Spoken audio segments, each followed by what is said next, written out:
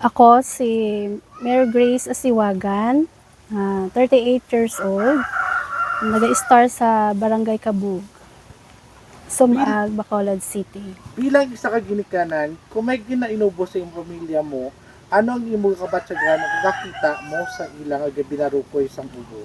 Ang mabatyagan ko kung nagabarukoy ubong akon mga bata, gaka-worry ako,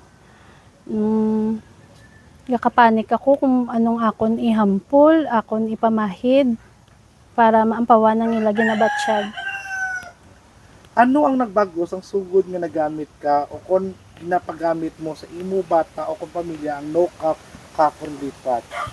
Ang nagbago kag ang nagbago sang ginpagamit ko sang Nukaf relief patch ang akon bata, naghaganhagan ang iya nga ubo kag ang iya askad sang tutunlan nadula, na-relieve ang iya nga ginabatsyag.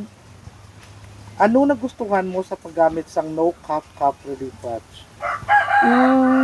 Ang nabatsyagan ko mas nadula ang akon nga worry kung ini ang akon nga gamiton para sa akon bata.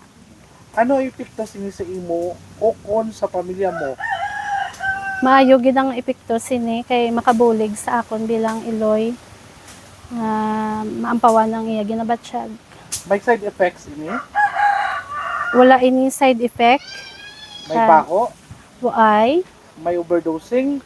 kag waay man overdose. Ma-recommend mo bala sa iban ang paggamit sa no cap cover lipat? Oo, ma-recommend ko gid sa iban kay ini makahatag, maka-relieve sa ubo, kag makalus kag maka-expel sang phlegm kag sa throat discomfort sang bata. Maraming salamat.